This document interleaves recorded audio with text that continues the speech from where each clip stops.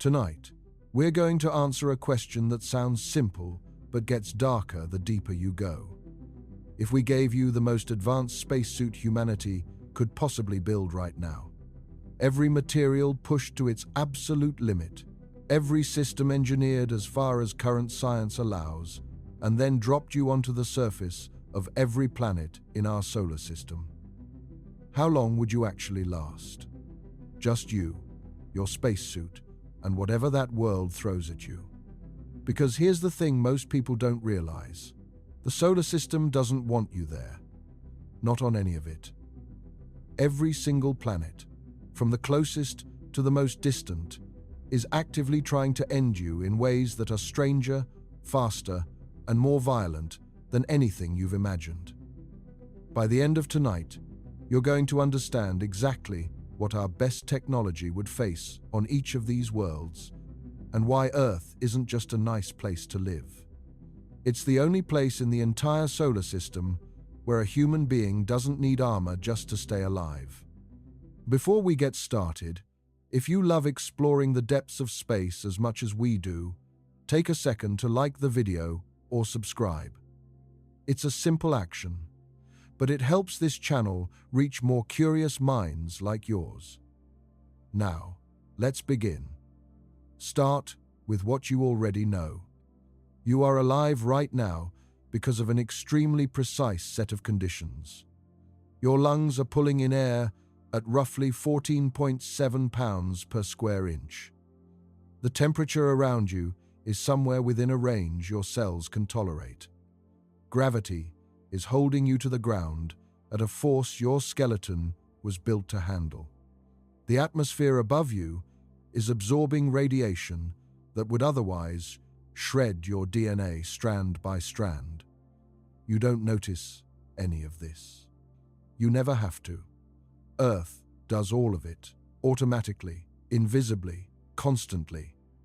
Now take all of that away and replace it with our best materials, all packed into a single suit. Layered titanium plating, a silicon carbide outer shell, an anti-corrosion coating built to resist acid, internal evaporative cooling loops, oxygen recyclers, multiple layers of radiation shielding. Every material advantage we currently have packed into one suit of armor. Now put that suit, and whoever's wearing it, on the surface of somewhere hostile. The pressure is wrong. The temperature is catastrophic. The air is poison. The sky itself wants to crush, boil, freeze, or dissolve everything inside that suit. That's what the rest of the solar system looks like. We're going to go through it, one world at a time. Let's start close to the Sun, with Mercury, the smallest planet, the fastest planet, and the first stop on this journey. Mercury has almost no atmosphere to speak of. What little gas surrounds it is so thin that scientists call it an exosphere rather than a true atmosphere. Surface pressure, there is less than 1/1,000,000th of what you're used to on Earth. That number alone tells you something important. There's essentially nothing standing between your suit and the vacuum of space when you're standing on Mercury. The good news is that a pressurized suit handles vacuum easily. That part of the problem is basically solved. The bad news is everything else. If you're on Mercury's day side, temperatures on the surface can reach 800 degrees Fahrenheit, or about 427 degrees Celsius. Your suit's evaporative cooling system starts working immediately. For the first several minutes, it holds the line. But without any atmosphere to scatter or filter it, direct sunlight hits the suit's outer shell with a violence Earth never lets you experience. Heat builds faster than the cooling loops can carry it away. At the same time, Mercury's magnetic field, while real, is extremely weak, only about 1% the strength of Earth's. There's no ozone layer either. That means the suit's radiation shielding is doing all the work alone against the full force of the solar wind. Within about 10 minutes, the radiation begins degrading the suit's internal electronics. Sensors start giving false readings. The cooling system's control circuits begin to stutter. By around 15 minutes, the combined heat load and radiation damage overwhelm the suit entirely. The cooling system fails. Internal temperature spikes. Whoever's inside is gone shortly after, somewhere around the 15 to 20-minute mark. That's the day side. The night side of Mercury tells a stranger story. Because the planet has no atmosphere to trap or move heat around, temperatures swing wildly between day and night. They drop to nearly minus 300 degrees Fahrenheit, or about minus 184 degrees Celsius, once the sun goes down.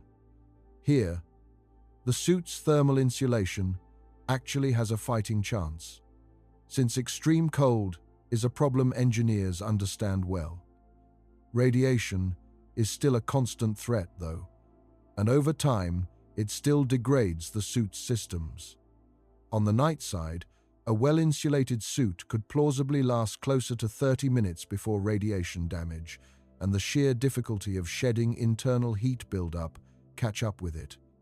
Either way, there's no scenario on Mercury where even our best suit lasts an hour. What makes Mercury particularly unforgiving is the combination of threats hitting at once. Most planets present one or two major problems. Mercury throws vacuum, extreme radiation, and temperature extremes at your equipment simultaneously, with nothing in between to soften any of it. The planet's proximity to the Sun, on average about 36 million miles, means the sunlight striking its surface is roughly 7 times more intense than what reaches Earth. Add to that a rotation so slow that one Mercury day lasts about 176 Earth days. Some regions bake for months at a time. Others freeze in darkness for just as long. If there's anything close to a silver lining, it's that Mercury's permanently shadowed craters near its poles have been found by spacecraft to contain water ice. Cold, dark pockets on an otherwise scorched world. But that doesn't change what happens to even the best suit we can build, standing in direct sun on Mercury's surface. Mercury remains one of the fastest ways to lose a suit on this list. A place where even top-tier engineering is measured in minutes, not hours. Now move one planet closer to home, and somehow things get worse. Venus, Earth's so-called sister planet, similar in size, similar in mass, and yet almost nothing like Earth in any way that matters for survival. Venus has an atmosphere, and that's precisely the problem. It's 96% carbon dioxide. Surface pressure is about 92 times what you experience on Earth.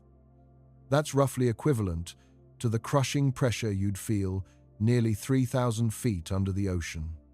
Even a suit built with layered titanium and a reinforced silicon carbide shell is under immediate, constant strain the moment it touches down. Unlike a rigid, unmanned lander, a wearable suit needs joints. It needs flexible seals at the shoulders, elbows, knees, and waist, so a person inside can actually move. Those joints are the weak point. Rigid armor plating can be built thick enough to resist Venus's pressure for a while. Flexible seals cannot hold that line nearly as long. Then there's the heat. Venus's surface averages around 864 degrees Fahrenheit, or about 462 degrees Celsius. That's hot enough to melt lead. And that heat doesn't fluctuate much between day and night because the thick atmosphere traps and redistributes it so effectively. There's no cool side of Venus, no shadowed relief. The suit's evaporative cooling system starts working the instant you land, and it genuinely helps for a while. But the temperature differential between the outside of the suit and the inside is so extreme that heat keeps creeping in regardless.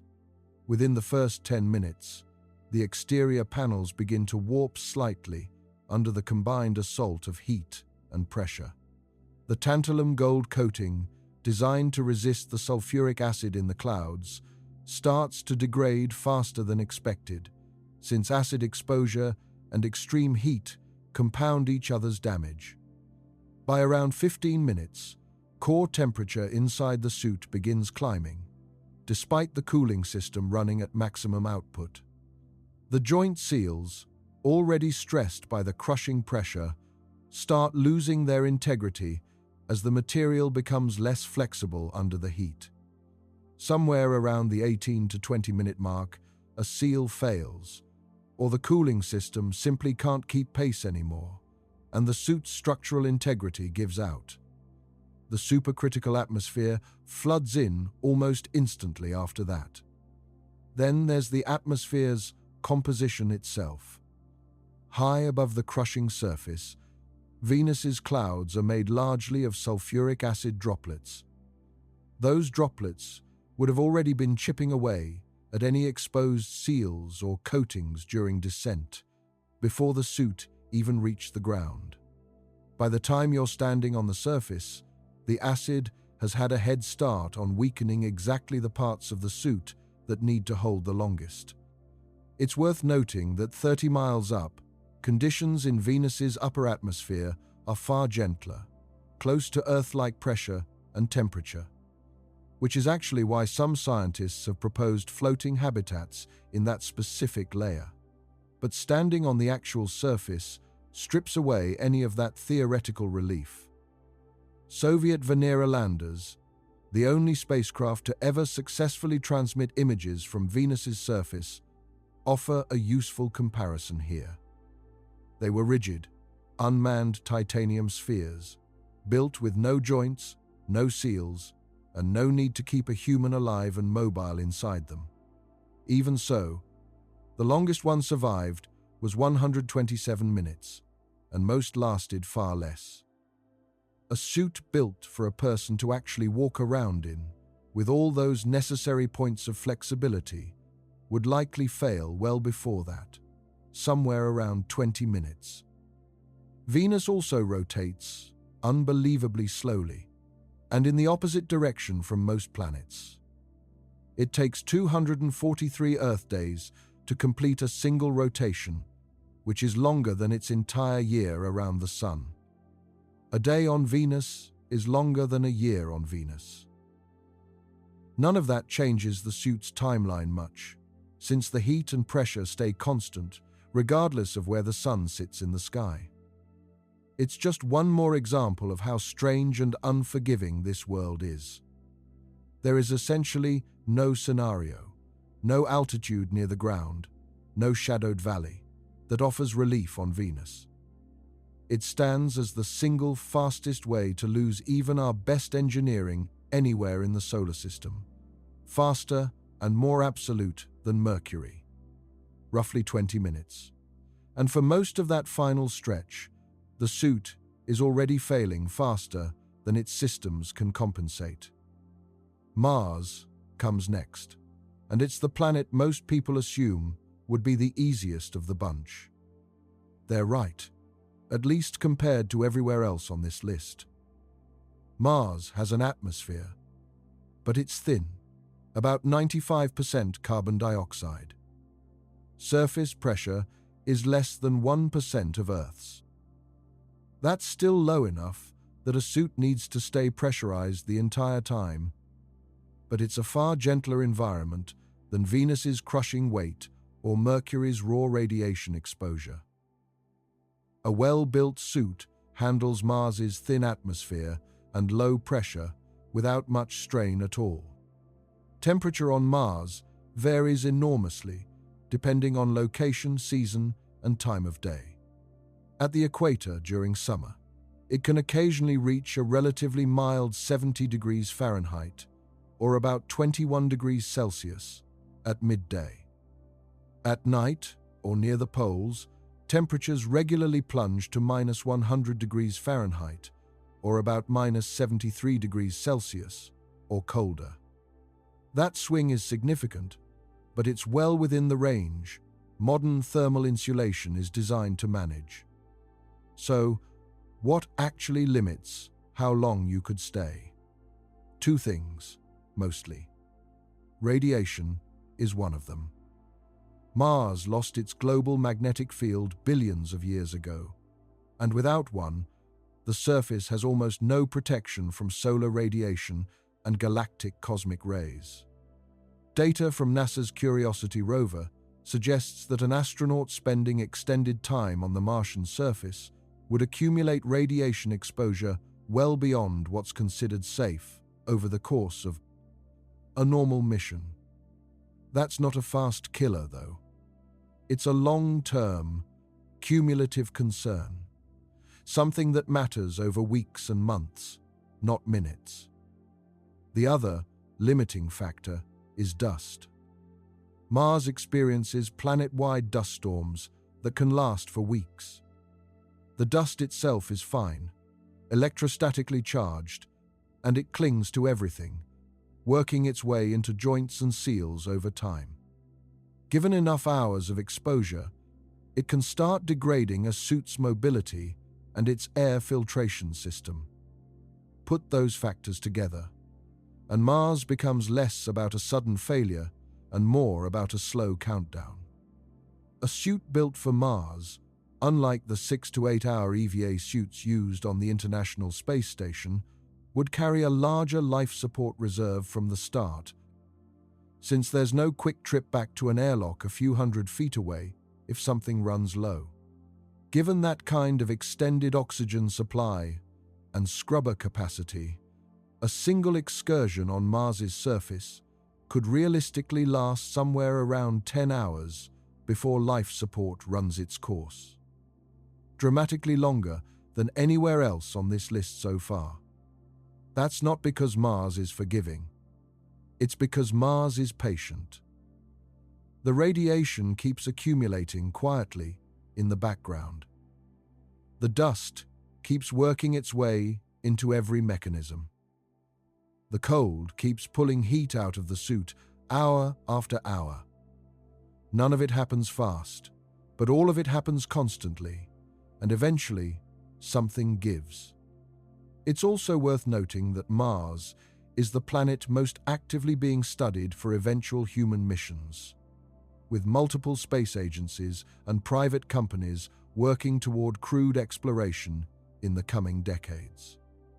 Every serious mission concept relies entirely on pressurized suits and habitats, precisely because the raw environment, however photogenic and inviting it looks in photographs, still offers no real margin for error without one. The thin red dust, the pink-tinted sky, the ancient dry riverbeds, all of it sits beneath conditions that even our best suit can only hold off for about 10 hours before something eventually fails. Jupiter changes the entire nature of this question, because Jupiter doesn't actually have a surface to stand on. It's a gas giant, built almost entirely from hydrogen and helium, with no solid ground anywhere beneath its swirling cloud tops. So the real question for Jupiter isn't how long the suit would last standing somewhere. It's how long it would last falling. At the cloud tops, temperatures hover around -162 degrees Fahrenheit, or about -108 degrees Celsius. That's a serious cold load, but well within the range a properly insulated suit is designed to handle, at least at first. Jupiter has essentially no breathable atmosphere anyway, since it's roughly 90% hydrogen and 10% helium, with almost no oxygen at all. That doesn't matter much to the suit itself, since it's carrying its own recycled oxygen supply regardless. The real problem starts almost immediately, and it's radiation. Jupiter's magnetic field is the strongest of any planet in the solar system, roughly 20,000 times stronger than Earth's. That field traps enormous radiation belts, intense enough that even hardened, specifically shielded spacecraft like Galileo and Juno have limited operational lifespans anywhere near them. Within the first minute of the fall, that radiation begins tearing into the suit's electronics. Sensors fail first. Then the cooling and life support control systems begin to glitch. At the same time, you're still falling, and Jupiter's gravity, about 2.5 times Earth's, means you're accelerating fast. Within the first 60 miles or so below the cloud tops, pressure climbs to hundreds of times what you'd feel at Earth's surface. No suit built from any known material can maintain its structural integrity against that kind of external force for long.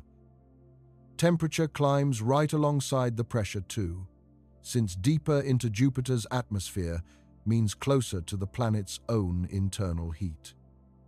Jupiter actually radiates more heat than it receives from the Sun, a leftover signature of the energy released during its formation 4.5 billion years ago. Put the radiation damage, the crushing pressure, and the rising heat together, and the suit doesn't stand much of a chance. Realistically, the radiation compromises the suit's systems within the first minute or so. The combination of pressure and heat then finishes the job, crushing and deforming the suit's structure somewhere around the 2 to 3 minute mark, long before ever reaching anything resembling a solid layer. Because there isn't one in any meaningful sense. Deep enough into Jupiter, hydrogen gets squeezed under such extraordinary pressure that it transitions into a liquid. Deeper still, it becomes a strange state called metallic hydrogen, where hydrogen atoms are packed so tightly that electrons flow freely, giving that layer properties similar to a liquid metal. This metallic hydrogen layer is what generates Jupiter's monstrous magnetic field in the first place. Jupiter's most famous feature, the Great Red Spot, is a storm larger than Earth itself. Wind speeds there reach around 400 miles per hour, and it's been raging for at least 150 years, possibly much longer. If the fall happened to intersect with a storm system like that, violent turbulence would be added on top of everything else, though by that point it would matter very little to the outcome. Jupiter has over 100 known moons, including the 4 large Galilean moons, discovered by Galileo Galilei in 1610, Io, Europa, Ganymede, and Callisto, each remarkably different from the others. Io is the most volcanically active body in the solar system, covered in active lava flows driven by intense tidal heating from Jupiter's gravity. Europa is thought to hide a liquid water ocean beneath its icy shell, one of the more promising places in the solar system to search for microbial life. And missions are currently in progress to study it more closely. None of that changes what happens to a suit falling into Jupiter itself. There's no ledge to land on, no solid ground to reach. Just an ever-thickening, ever more hostile atmosphere that gives even our best engineering, at the very most, 2 to 3 minutes before radiation, pressure, and heat end the encounter. The planet itself simply continues on, swallowing the moment entirely. Saturn presents almost the same fundamental problem as Jupiter, another gas giant with no true solid surface, but the details of falling through it tell a slightly different story. Saturn is famous for being the least dense planet in the solar system, so much so that if you had an ocean large enough to hold it, Saturn would actually float.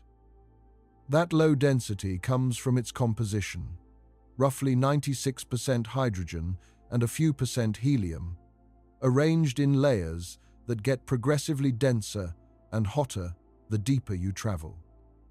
At the visible cloud tops, temperatures sit around -285 degrees Fahrenheit, or about minus 176 degrees Celsius. That's considerably colder than Jupiter's cloud tops, since Saturn sits nearly twice as far from the Sun. A suit's thermal systems face a harder fight here from the very first moment. Saturn's gravity is close to Earth's own, actually, so the initial fall is a bit gentler than on Jupiter.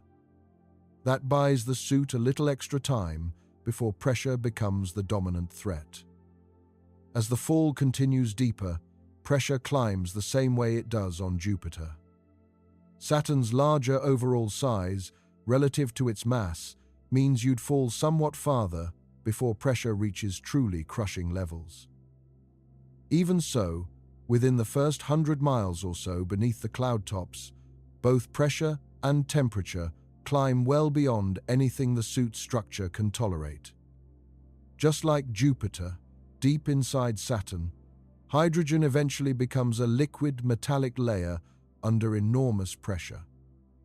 That layer generates Saturn's own magnetic field, weaker than Jupiter's, but still many times stronger than Earth's, and still more than capable of damaging unshielded electronics over time. Realistically, a suit falling into Saturn holds together a bit longer than one falling into Jupiter, mostly thanks to the gentler gravity and weaker radiation. But the outcome converges to a similar place, somewhere around 4 to 5 minutes before the combined pressure and cold overwhelm the suit's structure and its thermal systems. What makes Saturn genuinely unique, of course, is what surrounds it rather than what's inside it. The rings. Made almost entirely of water ice, with a small amount of rocky debris mixed in, Saturn's rings span an enormous distance. They stretch out to about 175,000 miles from the planet, and yet in most places they're remarkably thin, often less than a mile thick. If the fall happened to pass through the rings before reaching the atmosphere, the suit would be moving through a field of ice, particles ranging from tiny grains of dust up to chunks the size of a house. Those particles orbit at velocities of many thousands of miles per hour relative to anything not moving with them. A collision with even a modest-sized ring particle at those speeds would tear straight through any suit ever built, well before the atmosphere itself became the primary threat. Saturn's moon system adds even more to the story.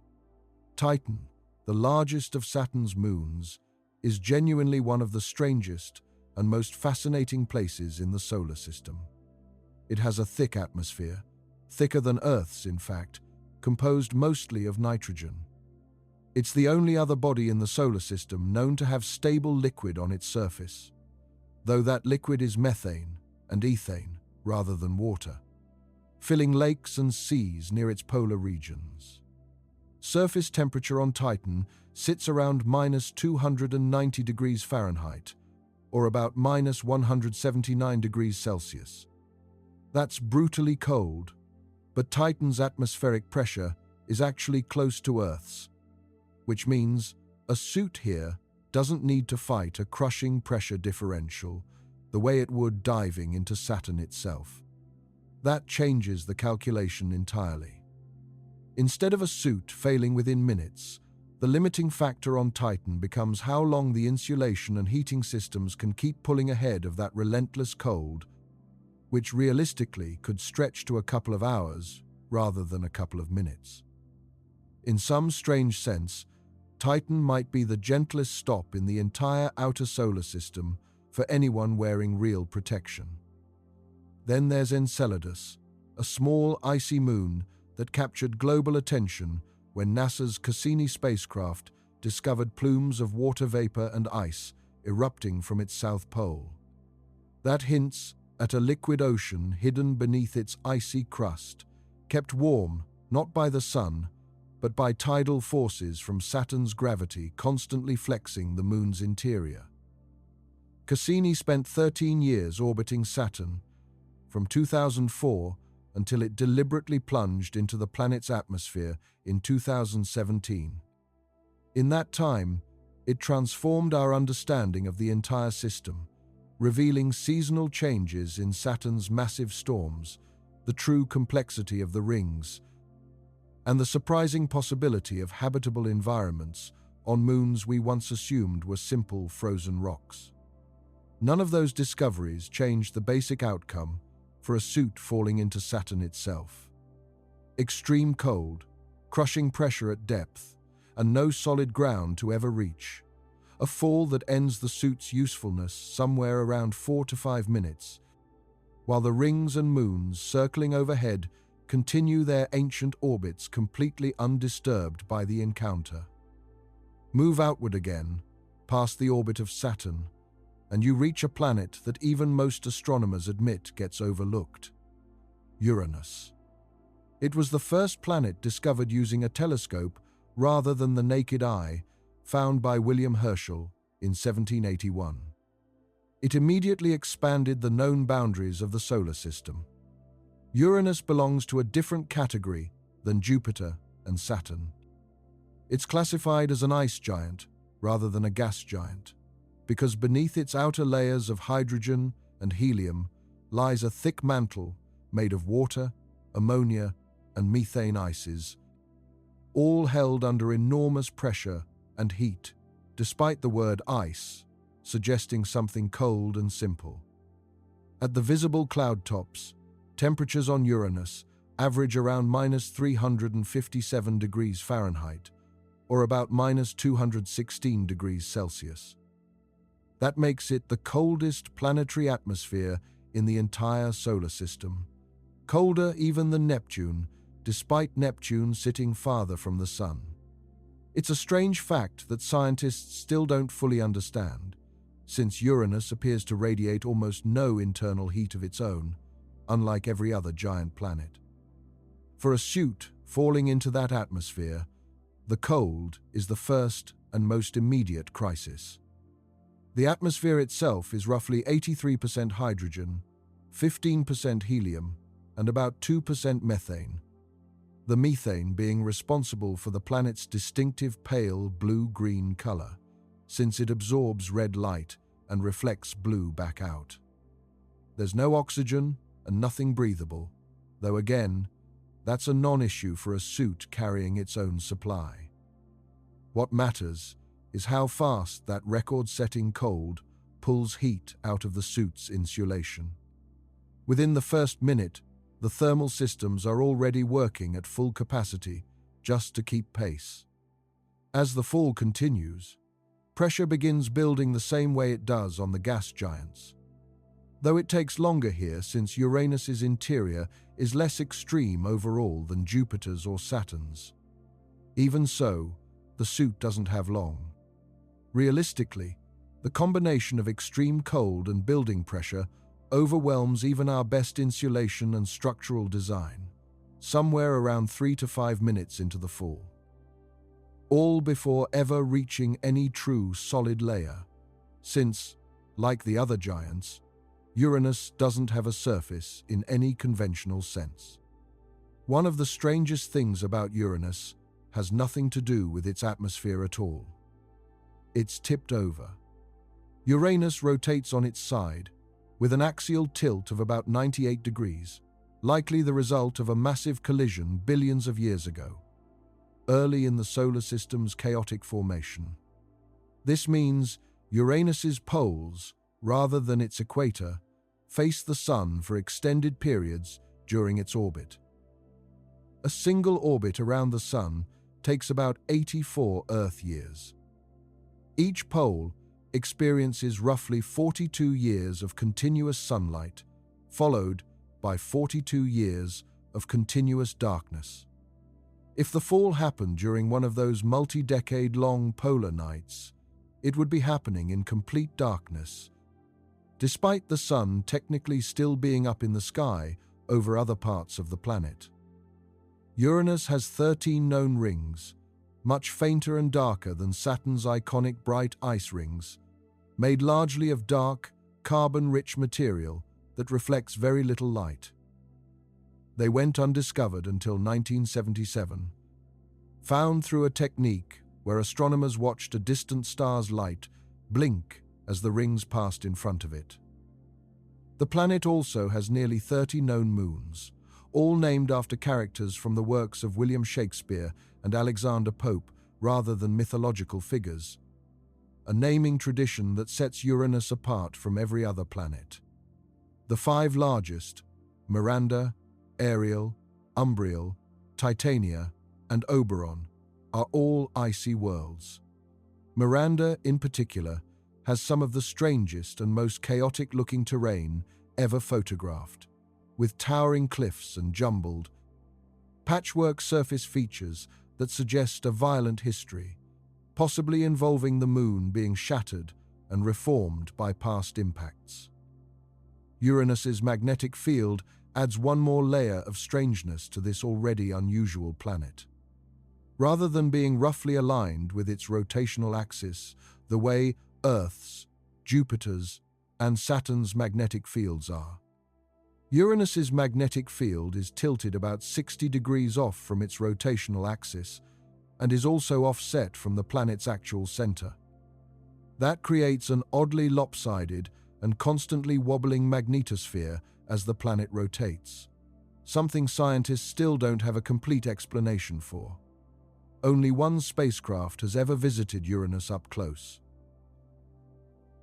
Voyager 2 flew past in January of 1986, capturing the only detailed images and measurements we have of the planet to this day, nearly 4 decades ago. No dedicated mission has returned since, though planetary scientists have repeatedly named a Uranus orbiter as one of the highest priorities for future exploration, given how little we still understand about this world compared to its neighbors. For a suit falling into Uranus, none of that scientific mystery matters much in the moment. Extreme, record-setting cold from the first instant, building pressure as the fall continues, and an ending somewhere around 3 to 5 minutes. All of it happening within a planet that spends decades at a time with either continuous daylight or continuous darkness, tipped over on its side, quietly rolling around the sun in a way no other planet does. Neptune sits at the very edge of the traditionally recognized planets, and it holds a distinction none of the others can claim. It's the only planet ever found through mathematics, before it was found through a telescope. In the 1840s, astronomers noticed that Uranus's orbit wasn't behaving exactly as predicted. It wobbled slightly, in ways that suggested the gravity of another, unseen planet was tugging on it. A French mathematician named Urbain Le Verrier calculated where that hypothetical planet should be. In 1846, an astronomer named Johann Galle pointed a telescope at that exact predicted location and found Neptune within about 1 degree of where the math said it should be. It remains one of the great triumphs of predictive science in the history of astronomy. Neptune is another ice giant, similar in composition to Uranus, with a deep atmosphere of hydrogen, helium, and methane, surrounding a mantle of water, ammonia, and methane ices, all wrapped around a rocky core roughly the size of Earth. At the cloud tops, temperatures average around -353 degrees Fahrenheit, or about -214 degrees Celsius. That's nearly as cold as Uranus, despite Neptune sitting even farther from the Sun, about 2.8 billion miles away on average. Sunlight takes over 4 hours to reach it, compared to about 8 minutes for sunlight to reach Earth. Unlike Uranus, though, Neptune radiates a noticeable amount of internal heat, more than twice what it receives from the distant Sun. That extra internal energy helps power the most violent winds ever recorded on any planet in the solar system. Sustained speeds there have been measured at over 1,200 miles per hour, faster than the speed of sound on Earth. For a suit falling into Neptune, those winds are the immediate and dominant threat. No suit built from any current or near-future material is designed to withstand sustained supersonic wind shear. Within the first minute or so, the sheer mechanical force starts stressing joints, seals, and exterior plating well past their limits.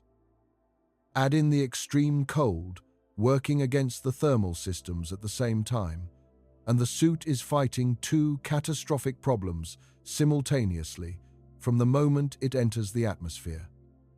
Realistically, the wind shear alone is enough to compromise the suit's structural integrity within about a minute. Total failure follows shortly after, somewhere around the 2-minute mark, making Neptune the fastest way to lose even our best engineering anywhere in the outer solar system.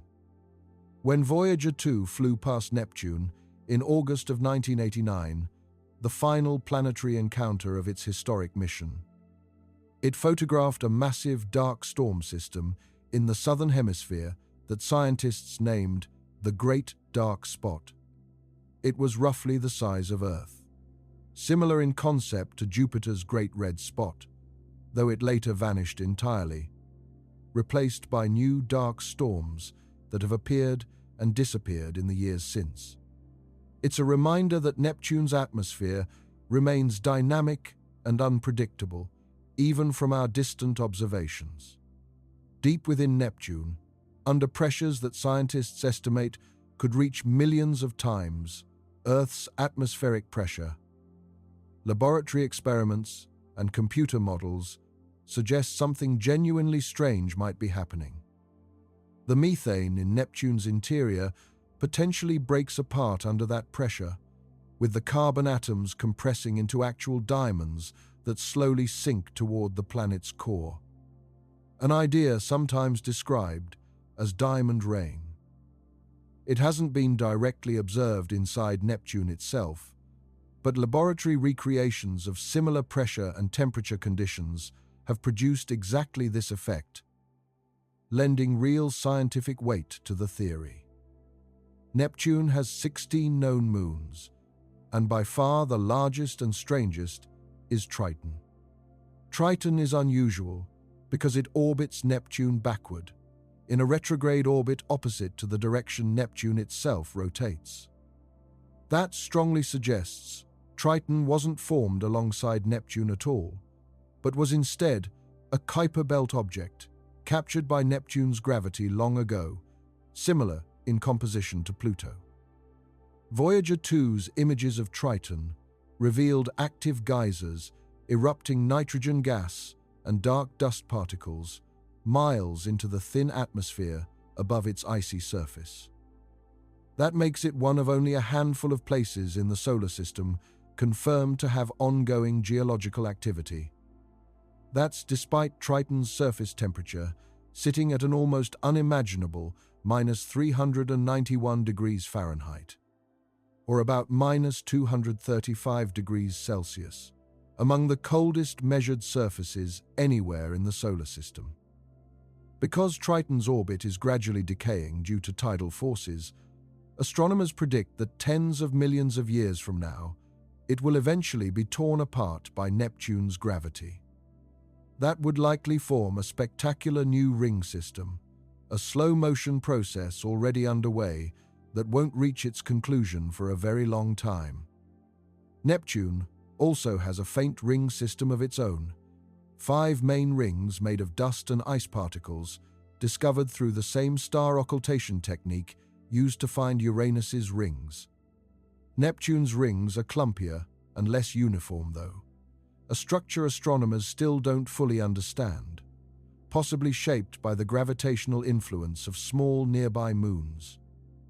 No spacecraft has visited Neptune since that single Voyager 2 flyby in 1989. Everything we know about this distant blue world comes from one brief pass decades ago, combined with observations from Earth-based telescopes and the Hubble and James Webb Space Telescopes since then. That makes Neptune, along with Uranus, one of the least explored and least understood planets in the entire solar system. Despite the wealth of strange, violent, and fascinating features hiding within its deep, frigid atmosphere. Beyond Neptune sits a world that spent most of the 20th century classified as the ninth planet, before being reclassified in 2006. Pluto. Whether or not you consider it a planet, it's still worth including here, because it represents an entirely different category of environment from anything closer to the Sun. Pluto was discovered in 1930 by Clyde Tombaugh, a young astronomer working at Lowell Observatory in Arizona. After a painstaking search through thousands of photographic plates, looking for a faint, slowly moving point of light. It orbits the Sun at an average distance of about 3.7 billion miles. Sunlight reaching Pluto is roughly 1,000 times fainter than what reaches Earth. Dim enough that the Sun would appear as little more than an unusually bright star in Pluto's sky, rather than the recognizable disk we're used to. Pluto has a thin atmosphere, composed mostly of nitrogen, with small amounts of methane and carbon monoxide. Surface pressure there is roughly 100,000 times lower than Earth's, thinner even than Mars's atmosphere. For a suit, that near vacuum pressure is actually one of the easier problems on this entire list. Structurally, holding pressure against near vacuum is a solved engineering challenge. The real threat on Pluto is the cold. Surface temperatures there range from about -375 to -400 degrees Fahrenheit, or roughly -226 to -240 degrees Celsius. At that temperature, materials that are flexible and strong on Earth become brittle, almost glass-like. The suit's joint seals are the first thing at risk. Rubber and polymer components that flex easily at room temperature can crack under repeated movement once they're this cold. Metal components can suffer from a related problem, becoming more prone to fracture under stress. The suit's heating systems fight to keep critical components above their brittle threshold, and for a while, they succeed.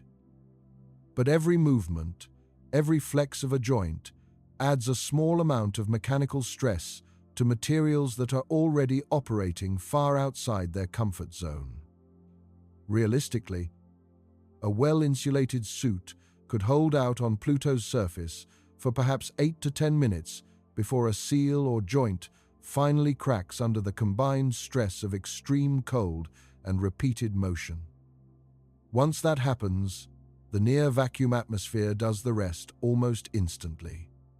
Pluto's surface itself is remarkably varied and interesting for such a small, distant world, something that surprised scientists when NASA's New Horizons spacecraft finally flew past in July of 2015, after a journey that took nearly 9.5 years to cross the solar system. New Horizons revealed a massive heart-shaped plain of nitrogen ice, informally named Tombaugh Regio after Pluto's discoverer. It also found towering mountains made of water ice rising up to 11,000 feet, evidence of possible ongoing geological activity, and a hazy, layered atmosphere extending far higher than scientists had expected. Pluto has 5 known moons, and its largest, Charon, is so massive relative to Pluto itself, about half its diameter, that the two bodies actually orbit a shared point of gravity located outside Pluto entirely. That technically makes them a kind of binary system rather than a simple planet and moon relationship. One full day on Pluto lasts about 6.4 Earth days. Because Pluto and Charon are tidally locked to each other, the same way our moon always shows Earth the same face, an observer standing on one specific side of Pluto would always see Charon hanging in exactly the same spot in the sky, never rising or setting. An observer on the opposite side would never see it at all. Pluto's orbit is also unusually elliptical and tilted compared to the other planets. For a portion of its 248-year orbit, it actually passes closer to the Sun than Neptune does, something that last happened between 1979 and 1999. Whatever category Pluto ultimately belongs in, dwarf planet or otherwise, the experience of standing on its surface in our best suit comes down to a slow, quiet countdown against brittle materials and relentless cold, roughly 8 to 10 minutes.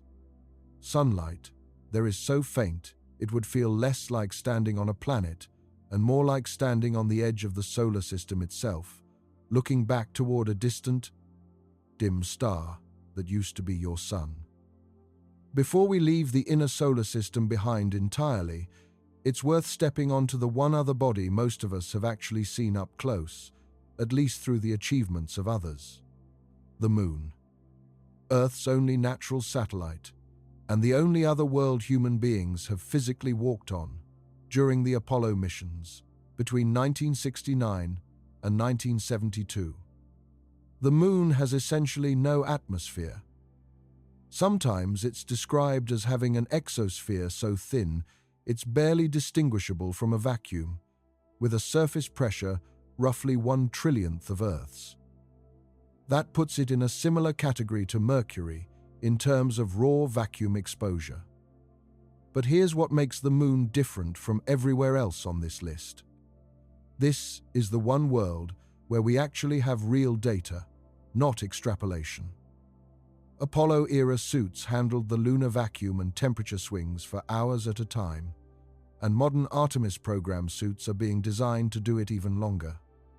Temperature on the Moon varies dramatically depending on whether you're standing in sunlight or shadow, since without an atmosphere to trap or redistribute heat, there's nothing smoothing out the extremes. During the lunar day, surface temperatures can reach around 250 degrees Fahrenheit or about 121 degrees Celsius. During the 2-week-long lunar night, temperatures plunge to around -208 degrees Fahrenheit or about -133 degrees Celsius. In permanently shadowed craters near the poles, which never receive direct sunlight, temperatures have been measured even colder. Among the coldest spots ever recorded anywhere in the solar system, colder even than the surface of Pluto. Those permanently shadowed polar craters are also where scientists have confirmed the presence of water ice. Future lunar missions, including NASA's Artemis program, hope to access that ice as a resource for drinking water, breathable oxygen, and even rocket fuel production, since water can be split into hydrogen and oxygen. Without a magnetic field of its own, the Moon offers no protection from solar radiation or cosmic rays. Astronauts on the surface, even inside their suits, absorb meaningfully higher radiation doses than they would on Earth, one of many long-term health considerations for any extended lunar stay. But compared to Mercury, the radiation here is far less intense, simply because the Moon sits so much farther from the Sun. The Moon's gravity is about 1/6 of Earth's, which is part of why Apollo astronauts appeared to bound and hop across the surface rather than walk normally. Put a suit like the one we've been imagining tonight on the Moon, and it holds up remarkably well. Vacuum is a manageable problem. The temperature extremes are severe, but survivable with good insulation. The radiation is a long-term concern rather than an immediate one. Realistically, a well-engineered suit could sustain a person on the lunar surface for many hours, possibly longer, limited mainly by consumables rather than any single catastrophic failure. The Moon is genuinely a fitting stop on this list, not because it's the most dangerous, but because it demonstrates something important. It's the one world in this entire journey where our best engineering doesn't just survive, it thrives. Since this list has been about the Sun's family, it feels incomplete not to at least glance directly at the star itself, even though obviously no suit could ever get anyone close to it the way we've been imagining for the planets. The Sun isn't a solid body at all. It's a massive ball of plasma, roughly 73% hydrogen and 25% helium, held together by its own gravity and powered by nuclear fusion happening deep in its core. There, hydrogen atoms are fused into helium under temperatures around 27 million degrees Fahrenheit, or about 15 million degrees Celsius, and pressures more than 100 billion times what you feel at Earth's surface. If our suit was somehow transported toward the Sun, the outcome wouldn't need a countdown measured in minutes or even seconds. It would be gone almost instantly, long before reaching anything resembling the Sun's visible surface. Even the Sun's outer atmosphere, the corona, reaches temperatures of over 1 million degrees Fahrenheit, or over 550,000 degrees Celsius. Hotter even than the visible surface beneath it. A genuine mystery in solar physics that scientists are still working to fully explain. The visible surface itself, called the photosphere, sits at around 10,000 degrees Fahrenheit, or about 5,500 degrees Celsius. Hot enough to vaporize any known material instantly. Beneath that lies the convective zone, then the radiative zone, then the core, each layer hotter and denser than the last. Energy generated in the core takes an estimated 100,000 years to slowly work its way outward to the surface through countless absorptions and re-emissions. From there, it takes just about 8 minutes to cross the 93 million miles of space to Earth once it finally escapes as light. The Sun contains about 99.8% of all the mass in the entire solar system, with every planet, moon, asteroid, and comet combined, making up the remaining sliver.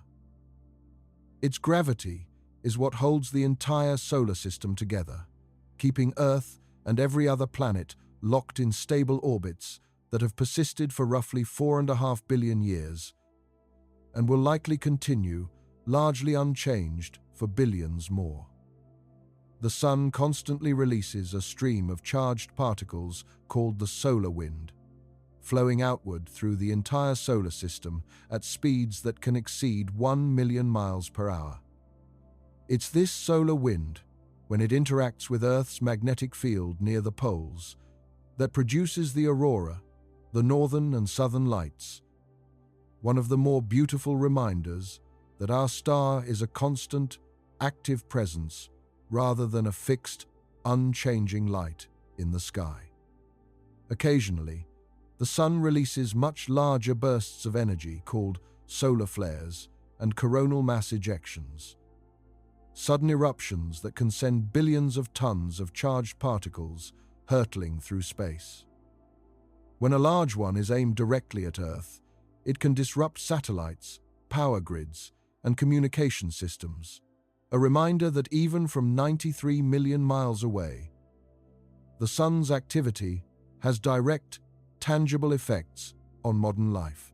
The most powerful solar storm in recorded history, known as the Carrington Event, struck Earth in 1859.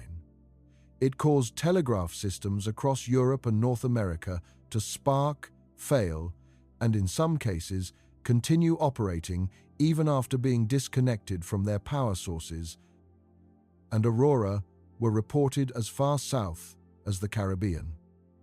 Scientists study events like that carefully, because a storm of similar or greater strength today, in a world dependent on satellites, GPS, and interconnected power grids, could cause disruption on a scale we haven't experienced in the modern technological era.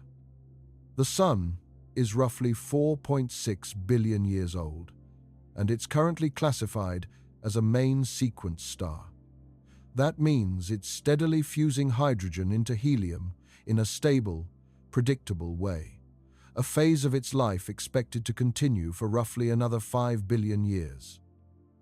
Eventually, once the hydrogen fuel in its core runs low, the Sun will begin fusing helium instead, causing it to expand dramatically into a red giant. It will likely swallow Mercury and Venus, and possibly reach all the way to Earth's orbit. Though by that point, Earth's oceans will have long since boiled away and its atmosphere stripped, making the planet uninhabitable well before that final dramatic expansion ever occurs. After the red giant phase, the Sun will shed its outer layers entirely, leaving behind a small, dense core called a white dwarf, roughly the size of Earth, but containing much of the Sun's remaining mass, slowly cooling over trillions of years, far longer than the current age of the universe itself. None of that changes what would happen to even the best equipment we could build anywhere near the Sun today.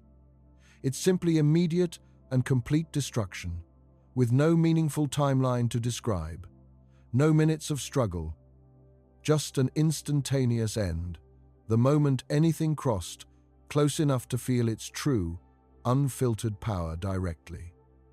It's worth remembering, though, that the Sun is also the reason any of the survival stories on this list matter at all. The Sun's energy, filtered and moderated by Earth's atmosphere and magnetic field across 4.5 billion years, is what made life possible. That includes eventually curious, questioning creatures capable of building spacecraft and wondering about all of this in the first place, existing anywhere in this solar system to begin with. Between Mars and Jupiter lies a region most people picture as a chaotic field of tumbling boulders. But the reality is far emptier and far more interesting than that image suggests. The asteroid belt. Home to millions of rocky bodies, ranging from dust-sized grains to the largest object in the region, Ceres. Ceres is massive enough to be classified as a dwarf planet in its own right, roughly 590 miles across, making up about a third of the asteroid belt's entire mass by itself. For a suit standing on Ceres, conditions are broadly similar to Pluto or the Moon. There's an extremely thin exosphere, offering essentially no pressure to fight against. Surface temperatures averaging around -150 degrees Fahrenheit, or about -101 degrees Celsius, and no meaningful atmospheric protection from radiation. None of that is a fast killer for well-built equipment. The same brittle materials problem that limits time on Pluto applies here too, though Ceres' temperatures are noticeably milder, so a suit could reasonably expect to hold out for an hour or more before cold fatigue in the joints and seals becomes a real concern. What makes Ceres genuinely interesting, beyond survival statistics, is that NASA's Dawn spacecraft, which orbited Ceres from 2015 until 2018, discovered bright spots within a crater called Ocata. Those turned out to be deposits of sodium carbonate, salts left behind by briny water that had once seeped up from a subsurface layer. That hints that Ceres may still harbor a partially liquid reservoir beneath its icy, rocky crust, making it one of several unexpected candidates in the ongoing search for water and potentially habitable conditions within our own solar system. The rest of the asteroid belt is far less crowded than science fiction tends to portray it. Despite containing millions of individual objects, the region is so vast, spanning roughly the distance between Mars and Jupiter's orbits, that the average distance between asteroids is measured in millions of miles.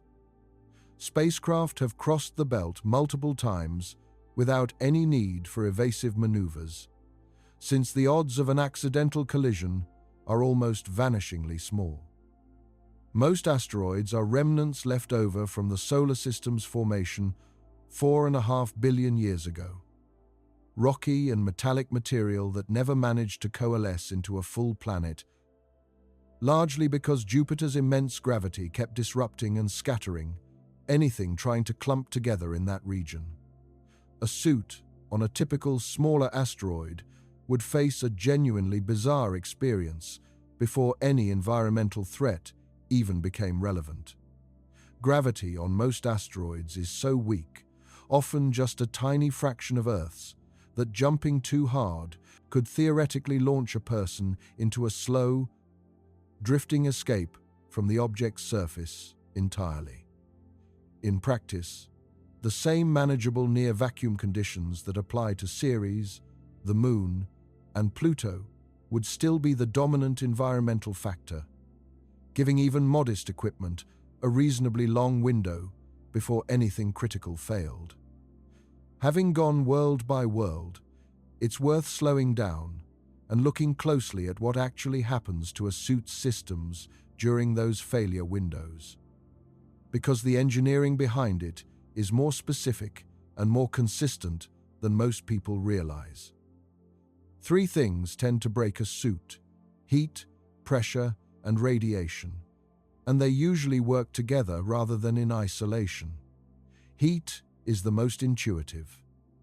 Every material has a point where it stops behaving the way engineers expect. Metals warp. Seals lose their flexibility or, in extreme cold, become brittle instead. Coatings degrade faster once heat and chemical exposure combine, which is exactly why Venus's acid clouds are so much more dangerous than acid exposure alone would be.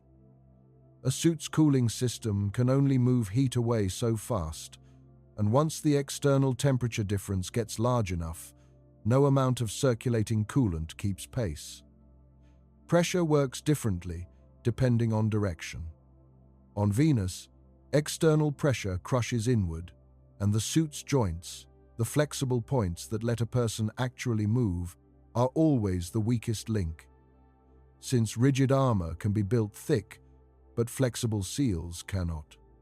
Deep inside Jupiter or Saturn, the same crushing logic applies, just delivered by atmosphere instead of a planetary surface. On worlds like Mercury, the Moon, or Pluto, it's the opposite problem. Near vacuum outside, pushing the suit's internal pressure to want to expand outward, which is a comparatively easier engineering challenge, since rigid pressurized shells handle that well. Radiation is the quiet threat that rarely gets top billing, but it's often the first thing to actually fail. Charged particles don't care about structural integrity. They pass straight through material and disrupt the delicate electronics, controlling life support, cooling, and sensors. That's why Mercury and Jupiter both lose their suits to electronics failure before heat or pressure ever finishes the job. So what happens if, despite all of that engineering, a suit actually breaches? The answer depends entirely on where it happens, but the physics is well understood. In near vacuum, the moment a seal fails, exposed moisture, saliva, the surface of the eyes, begins to vaporize almost instantly, a process called ebulism. Liquid boils when its vapor pressure exceeds the surrounding atmospheric pressure, and at sea level on Earth, that means water needs to reach around 212 degrees Fahrenheit or 100 degrees Celsius before it boils. Drop the surrounding pressure low enough, below what's known as the Armstrong limit, roughly 6.3% of Earth's sea level pressure, and water can boil at normal body temperature instead. That's around 98.6 degrees Fahrenheit, or 37 degrees Celsius, without any additional heat required at all. Every airless or near-airless world on this list sits well below that threshold. The popular idea of a body violently bursting apart in vacuum, often shown in movies, isn't quite accurate. Skin and blood vessel walls are strong enough to prevent immediate explosive rupture. The reality is closer to severe, painful swelling as tissues bloat with expanding gas. Unconsciousness, after a breach in near vacuum, arrives within about 10 to 15 seconds. That's not primarily from embolism itself. It happens because blood carries oxygen to the brain based on partial pressure, and in near vacuum, oxygen simply can't remain dissolved in blood effectively. The brain is starved of oxygen almost immediately, regardless of how much oxygen the suit's own tanks might still technically contain. This is the same basic mechanism, though far more extreme, behind why pilots and astronauts train extensively for rapid decompression scenarios on Earth. On worlds where the failure mode is heat or crushing pressure instead, like Venus, the sequence is faster and more brutal. Severe thermal injury and structural collapse of the lungs and circulatory system happen almost immediately on contact, which is why a breach on Venus is measured in seconds rather than the minute or two a breach elsewhere might allow. The takeaway, across every world on this list, is the same. The suit isn't fighting one problem. It's fighting several at once: heat, pressure, cold, and radiation, all trying to find the weakest point first. And eventually, on every world we've visited, except Earth, one of them does. Putting it all together, a clear ranking starts to emerge, from fastest suit failure to longest, and it's worth walking through it as a complete picture now that every individual world has been covered. At the very bottom sits the Sun, though it doesn't really belong on a ranked timeline in the same way. Exposure there isn't measured in seconds, but in something closer to instantaneous destruction, a threshold so far beyond survivable that it exists in its own category entirely. Just above that sit the fastest planetary failures, Neptune and Jupiter, both around 2 to 3 minutes, driven by a brutal combination of violent winds or radiation, followed quickly by crushing pressure and extreme cold. Next come Uranus and Saturn, roughly 3 to 5 minutes each, where record-setting cold and building pressure overwhelm the suit's thermal and structural systems at a slightly slower pace. Then comes Pluto, at roughly 8 to 10 minutes, where the suit doesn't get crushed so much as it becomes brittle, its joints and seals cracking under the combined stress of extreme cold and repeated movement. Mercury follows at 15 to 20 minutes, a world where radiation and heat on the day side, or radiation and deep cold on the night side, slowly degrade the suit's electronics and cooling systems. Venus sits just above that, at roughly 20 minutes, the slowest of the truly hostile worlds to finish the job, but arguably the most punishing, since crushing pressure and extreme heat attack the suit's flexible joints from every direction at once. From there, the timeline stretches out considerably. Ceres offers something closer to an hour, thanks to milder cold than Pluto and very little pressure to fight against.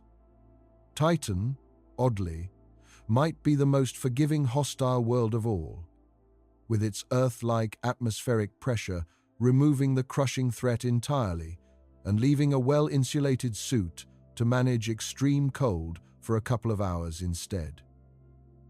The Moon goes further still, offering many hours of real, tested endurance, since it's the one world on this list where actual spacesuit data exists rather than engineering extrapolation. And Mars, somewhat surprisingly, gives our best suit the longest working window of any hostile world covered tonight, roughly 10 hours. Limited not by a dramatic failure, but by the slow, patient accumulation of radiation, dust, and cold. And at the very top, holding a category entirely by itself, sits Earth, the only place on this list where survival isn't measured in minutes or hours at all. It's measured in the ordinary, almost unremarkable terms we live our whole lives inside without ever having to think about it, terms like days, months, and years, without needing a suit at all. What's striking, looking at this ranking as a whole, isn't really the differences between these worlds. It's how quickly even our absolute best engineering runs out of answers. Strip away atmosphere, strip away magnetic field, strip away the very specific band of temperature and pressure that Earth happens to occupy. And even a suit built from every material advantage we currently understand buys minutes or hours, not a lifetime. That says something important about just how narrow the true habitable band actually is. Not just in terms of distance from a star, the traditional definition of a habitable zone, but in terms of atmospheric composition, pressure, magnetic protection, and temperature range, all lining up simultaneously. A combination that, as far as we currently know, exists in exactly one place within the entire solar system. All of this raises an obvious question. If the environments are this hostile, how do astronauts survive at all, even briefly, when accidents actually happen? A properly functioning spacesuit solves most of these problems by recreating a small, personal version of Earth's atmosphere. It pressurizes the interior to somewhere around 30% of Earth's normal sea level pressure using pure oxygen, enough to prevent embolism entirely, while still providing breathable air. Insulated layers manage extreme temperature swings, and a reflective outer layer reduces radiant heat absorption from direct sunlight. Modern spacesuits, used on the International Space Station, and, during Artemis era, lunar missions are extraordinarily complex, sometimes described as miniature spacecraft in their own right. They contain life support systems, cooling loops filled with water to manage the astronauts' body heat during physical exertion, radio communications, and enough consumables, oxygen, water, and battery power, for a spacewalk lasting roughly 6 to 8 hours. Even with all of that protection, real-world incidents have shown just how thin the margin actually is. During a spacewalk in 2013, European astronaut Luca Parmitano experienced a water leak inside his helmet. It began filling his visor with liquid, gradually obscuring his vision and threatening to interfere with his breathing. That forced an emergency return to the airlock, guided largely by memory and touch rather than sight. A genuinely dangerous close call that led to significant redesigns of the suit's cooling system afterward. Going back further, in 1965, Soviet cosmonaut Alexei Leonov performed the first ever spacewalk. During his return to the capsule, his suit had inflated so much in the vacuum of space that he could no longer fit back through the airlock hatch. He was forced to dangerously vent air from his suit to reduce its size just enough to squeeze through. An early and largely improvised solution to a problem nobody had anticipated during a mission. Still, in the earliest days of human spaceflight.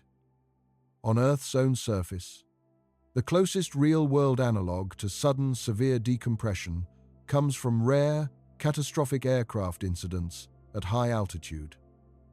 A sudden loss of cabin pressure can render passengers unconscious within roughly 15 to 20 seconds if oxygen masks aren't used quickly. That closely matches the same physiological timeline that applies the moment a suit breaches on so many of the worlds covered tonight, since the underlying biology, oxygen deprivation at low pressure, is fundamentally the same phenomenon, whether it happens 40,000 feet above Earth or on the surface of the Moon. These real incidents matter because they aren't theoretical. They're documented reminders that the margin between a controlled, protected suit and a catastrophic failure can be measured in a matter of seconds. That's exactly why every layer of a spacesuit, every redundant seal, every backup oxygen supply exists specifically to buy time against exactly the kind of countdown we've been describing, world by world, throughout this entire exploration. None of this means these worlds are permanently off-limits to humanity. It just means every single one of them requires technology, standing between the human body and the raw environment, and the specific technology needed changes dramatically, depending on which world you're talking about. For the Moon and Mars, the two most actively planned destinations for future human missions, the primary engineering challenges are pressurized habitats and radiation shielding, often achieved by piling several feet of local regolith over living quarters to block cosmic rays. Closed-loop life support systems capable of recycling air and water with extremely high efficiency. Matter too, since resupply missions from Earth are expensive, slow, and in the case of Mars, can take anywhere from 6 to 9 months one way. NASA's Artemis program aims to establish a sustained human presence on the Moon this decade, including a planned lunar base near the South Pole, specifically chosen for its access to those permanently shadowed craters containing water ice. That ice could be split into hydrogen and oxygen, providing both breathable air and rocket propellant without needing to ship every resource from Earth. For Mars, both NASA and private companies have proposed missions using a strategy called in situ resource utilization, essentially manufacturing what you need using local materials rather than transporting everything from Earth. That includes extracting water from subsurface ice deposits, along with a concept for eventually producing rocket fuel by combining Martian atmospheric carbon dioxide with hydrogen brought from Earth. The oxygen half of that equation has already been proven on Mars. Perseverance's MOXIE instrument successfully converted Martian carbon dioxide directly into breathable oxygen more than a dozen times before its mission ended in 2023, demonstrating the core chemistry that any future fuel or life support system would build on. For the gas and ice giants, meaningful human presence on or within the planets themselves remains firmly in the realm of speculative future engineering, since there's no surface to build on. Any human exploration would almost certainly focus instead on their moons, places like Europa, Titan, and Enceladus, where solid or semi-solid ground actually exists. Several of those moons even carry the tantalizing possibility of subsurface liquid water oceans that could potentially support microbial life, even if the surface conditions would still overwhelm even our best suit within minutes. This entire exercise, walking through every world and asking how long our best engineering would actually hold up, ultimately circles back to a much bigger question that scientists studying other star systems ask constantly. What exactly does a planet need to get right, simultaneously, in order to support life the way Earth does? Distance from its star matters, placing a planet within the so-called habitable zone, where temperatures allow liquid water to exist. But as this entire journey through our own solar system demonstrates clearly, distance alone isn't nearly enough. Mars sits within a reasonable distance from the Sun and still offers a thin, hostile atmosphere, while Venus sits closer still and represents the single most punishing surface environment covered tonight. Atmospheric composition and pressure matter enormously. A strong protective magnetic field matters enormously. Geological activity that helps regulate long-term climate matters too, and even the presence of a large stabilizing moon, as Earth has, likely plays a meaningful role in keeping a planet's axial tilt, and therefore its climate, relatively stable over hundreds of millions of years. Get any one of those factors significantly wrong, and you end up with something like what we've spent this entire exploration describing. A world that might look beautiful, might even look inviting from a distance. Orange dust, blue-green methane haze, swirling storm bands, and yet defeats even our best engineering somewhere between 2 minutes and a few hours before the environment ends the encounter completely.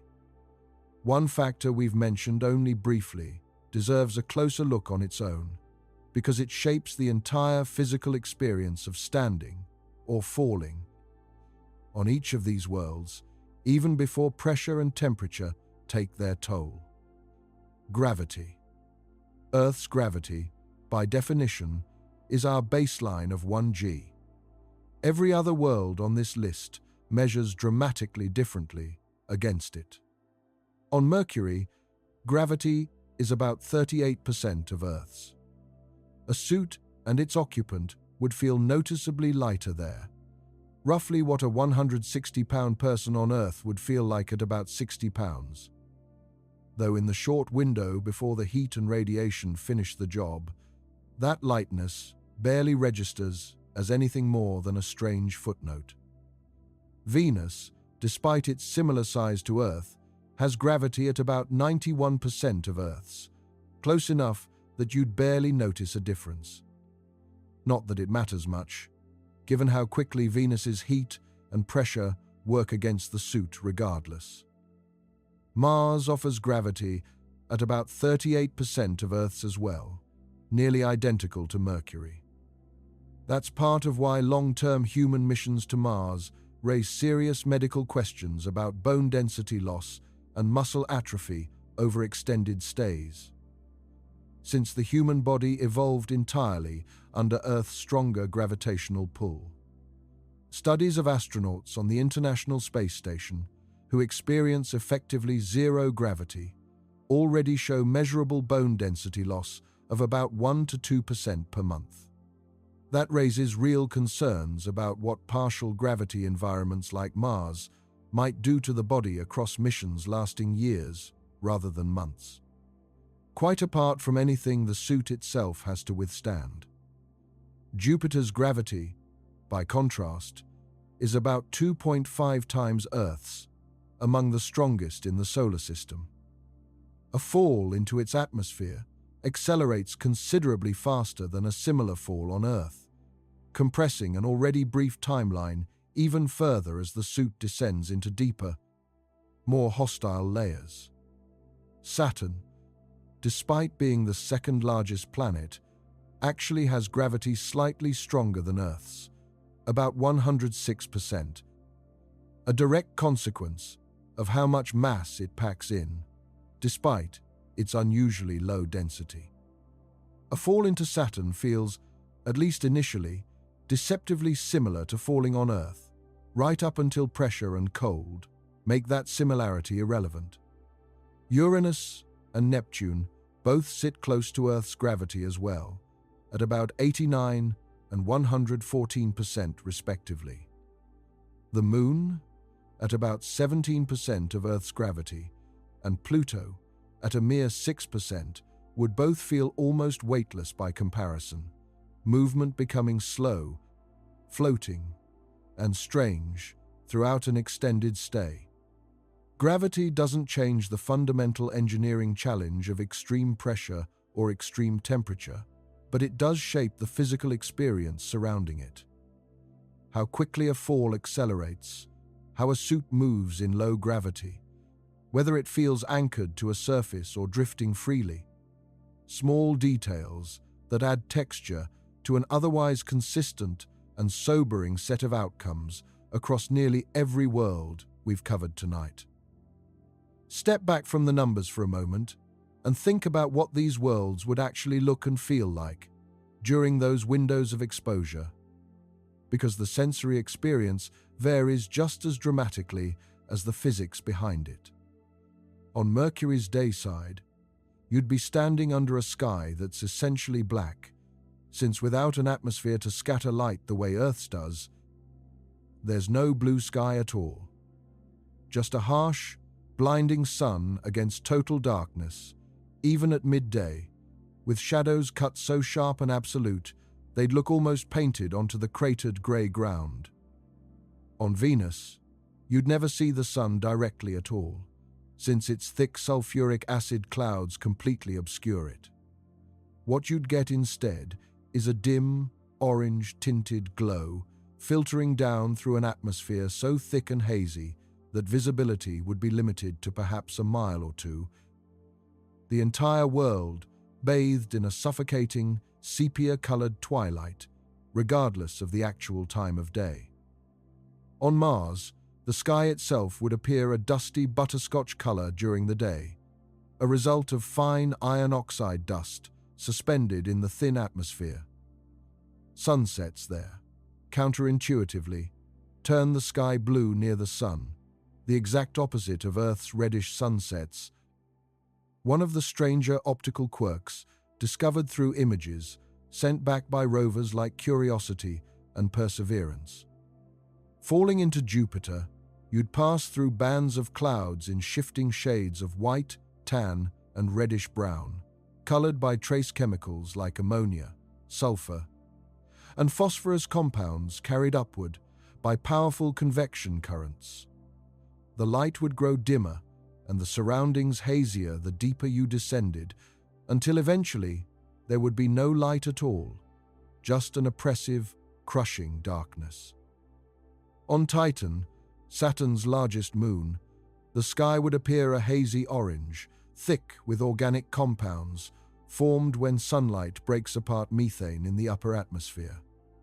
Land near one of its methane lakes, and you'd be looking at a genuinely alien seascape, liquid, reflective, and utterly still under a dim, distant sun, roughly 100 times fainter than what reaches Earth. On Pluto, that same distant sun would appear as little more than an extremely bright star, casting a faint, blue-tinted twilight across a landscape of nitrogen ice plains and water ice mountains. It's dim enough that you'd need long-exposure photography to capture anything resembling the vivid colors New Horizons revealed in its enhanced images, since to the naked eye, most of Pluto's surface would appear in muted shades of gray, tan, and reddish-brown under barely enough light to see clearly by. These aren't just aesthetic details. They're a reminder that every single one of these worlds, however quickly it would overwhelm even our best engineering, is genuinely, distinctly its own place, shaped by billions of years of unique geological and atmospheric history. Each is worth understanding and exploring carefully with the right protection, rather than simply cataloguing as hostile obstacles on the way to somewhere else. Zoom out even further, beyond our own solar system entirely, and this same question, how long could even our best engineering hold up, becomes central to one of the biggest open questions in all of astronomy: whether life exists anywhere else in the universe. Astronomers have now confirmed the existence of more than 5,000 planets orbiting other stars, called exoplanets, discovered primarily through two methods: watching for the tiny dimming of a star's light as a planet passes in front of it, called the transit method, and detecting the subtle gravitational wobble a planet induces in its host star, called the radial velocity method. Of those thousands of confirmed exoplanets, only a relatively small number sit within their star's habitable zone, the region where temperatures could theoretically allow liquid water to exist on a rocky surface. Of that smaller number, we still don't know with certainty whether any of them actually have an atmosphere, a magnetic field, or the right composition to avoid becoming another Venus, another Mars, or something even stranger, and more hostile than anything in our own solar system. The James Webb Space Telescope, launched in December of 2021, has begun directly analyzing the atmospheres of some of these distant worlds. It's searching for chemical signatures, called biosignatures, combinations of gases like oxygen and methane, existing together in quantities that would be difficult to explain, without biological processes actively maintaining that imbalance. Since on a planet without life, those gases would normally react with each other and disappear over time.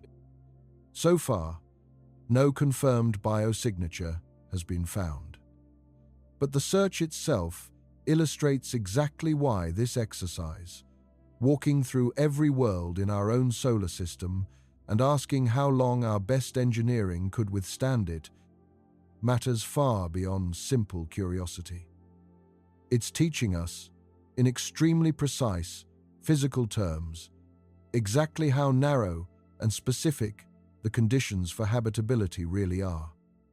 This connects directly to something called the Fermi paradox, named after physicist Enrico Fermi, who reportedly asked a simple but profound question during a 1950 lunch conversation. Given the sheer number of stars and planets in our galaxy alone, roughly 100 billion stars in the Milky Way, and likely billions of potentially habitable worlds among them, where is everybody? Why haven't we detected any clear evidence of other intelligent civilizations? There are many proposed explanations. Some suggest intelligent life is simply extraordinarily rare. Others propose that civilizations tend to destroy themselves or stagnate before developing detectable interstellar technology. Still others point to the simple, humbling possibility that the distances and timescales involved are so enormous that even if the galaxy is full of life, meaningful contact remains statistically almost impossible. But another explanation, one that this entire exploration of our own solar system reinforces quite directly, is that getting every single factor right simultaneously might simply be far rarer than we instinctively assume. Distance from a stable star, atmospheric composition, magnetic field strength, geological activity, a moon large enough to stabilize axial tilt, and an enormous amount of sheer cosmic luck across billions of years all have to line up at once.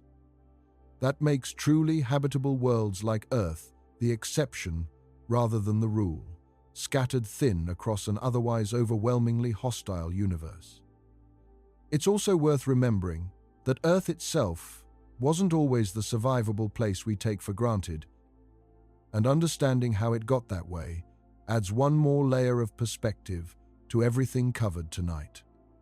Early Earth, roughly 4 billion years ago, had an atmosphere almost entirely lacking in free oxygen, dominated instead by gases like carbon dioxide, nitrogen, methane, and water vapor released through intense volcanic activity across a young, still cooling planet.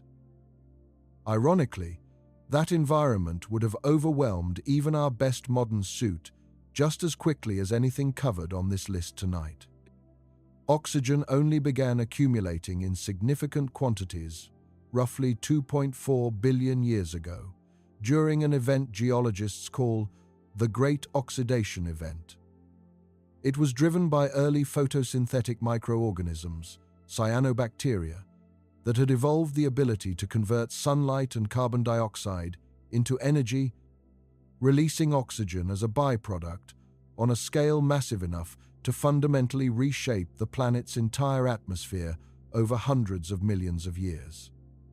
That shift was so dramatic that it actually triggered a mass extinction event of its own, since oxygen was toxic to many of the anaerobic microorganisms that had dominated Earth up to that point. The very process that eventually made complex, oxygen-breathing life like us possible began as what many scientists consider the first true environmental catastrophe in Earth's long history. Earth's magnetic field, generated by the churning motion of molten iron and nickel in its outer core, a process called the geodynamo, has also been essential to maintaining a survivable atmosphere over these billions of years. It deflects the vast majority of the solar wind and prevents it from gradually stripping away the atmosphere entirely, which appears to be part of what happened to Mars. Mars is a planet believed to have once had a thicker atmosphere and possibly even liquid water on its surface, before losing its own global magnetic field roughly 4 billion years ago, and slowly losing much of its atmosphere to space ever since. Even Earth's plate tectonics, the constant slow-motion shifting of continental plates that most people only think about in terms of earthquakes and volcanoes, plays a critical, ongoing role in regulating the planet's long-term climate. It recycles carbon between the atmosphere and the crust over millions of years, in a process that acts as a kind of natural thermostat, one that, as far as we can currently tell, doesn't appear to be actively happening on any other rocky planet in our solar system today. Every one of these factors, atmospheric oxygen built up over billions of years by living organisms, a magnetic field generated by a churning molten core, active plate tectonics, regulating long-term climate, and a large, stabilizing moon keeping axial tilt steady, had to align and continue aligning for billions of consecutive years. That's what let Earth become, and remain, the singular exception on this entire list. The one place where the countdown we've been describing all night simply doesn't apply. There's a reason space agencies and private companies alike keep circling back to the same handful of destinations: the Moon, Mars, and a small collection of icy moons like Europa, Titan, and Enceladus. That's despite the countdown clocks we've walked through tonight, applying to every single one of them without protection. It's because a lethal environment isn't the same thing as an impossible one. The entire history of human exploration has always involved venturing into places our bodies were never naturally built to survive. The deep ocean, the polar regions, high-altitude mountain summits, all environments that would overwhelm unprotected exposure within minutes or hours. And yet, humans have found ways to visit, study, and in some cases even live in all of them, through careful engineering rather than biological adaptation. The difference with space is one of degree rather than kind. The environments are more extreme, the margins for error are thinner, and the distances involved make rescue or resupply, in the case of anything beyond the Moon, measured in months rather than hours. But the underlying principle, using technology to create a survivable bubble within an inherently hostile environment, is exactly the same one that's allowed humans to live in Antarctic research stations through 6-month-long polar nights. It's the same principle behind living aboard the International Space Station continuously for more than 2 decades now, orbiting Earth in the vacuum of space itself. What makes this particular exercise valuable isn't just the specific numbers, 20 minutes here, 2 minutes there, 10 hours on Mars. It's the way those numbers sharpen exactly what any future mission, base, or colony actually has to solve for.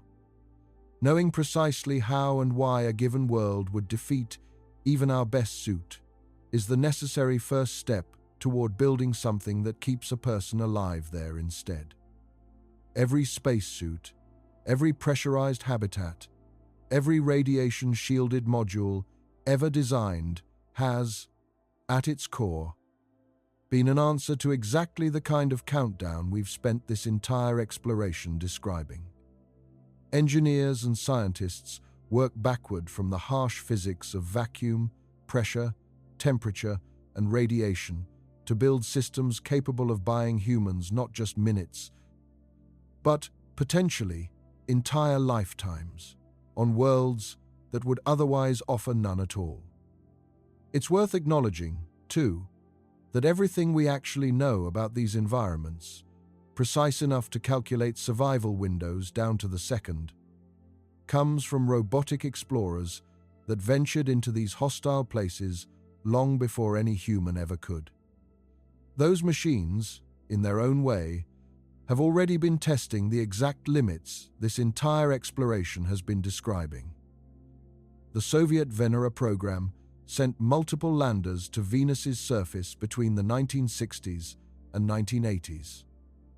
Venera 13, which touched down in 1982, managed to survive on the surface for 127 minutes before the crushing pressure and extreme heat finally overwhelmed even its titanium pressure vessel. That's an extraordinary engineering achievement that still stands as the longest any spacecraft has operated on Venus's surface. NASA's Mars rovers, Spirit, Opportunity, Curiosity, and Perseverance have collectively spent decades studying the Martian surface, with Opportunity alone operating for nearly 15 years after being designed for a planned mission of just 90 days. That's a reminder that even in an environment as harsh as Mars, well-engineered machines can vastly outlast their original expectations, buying scientists an enormous amount of data about exactly the conditions that our own suit would spend roughly 10 hours holding off. The Galileo and Juno spacecraft, sent to study Jupiter and Cassini, which spent 13 years at Saturn, all had to be specifically hardened against the intense radiation belts surrounding those giant planets. Juno in particular uses a titanium vault to shield its sensitive electronics, since even the radiation alone, aside from the temperature and pressure challenges we've described, is powerful enough to destroy unshielded computer components within a matter of hours near Jupiter. That illustrates something important, that the same environments capable of compromising a suit's electronics within a minute or two are, simultaneously, slowly destroying our machines over months and years, just through a different, quieter mechanism.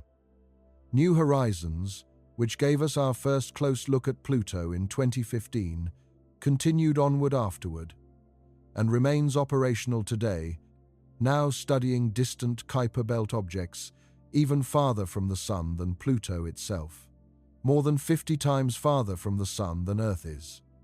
It's a genuinely remarkable testament to how far robotic exploration can extend beyond the limits of anything a human body, protected or otherwise, could currently reach and return from safely. Every single one of these missions represents thousands of engineers and scientists working through exactly the kind of physics we've spent this entire exploration walking through. They translate the harsh countdown clocks of vacuum, heat, pressure, cold, and radiation into specific, solvable engineering problems.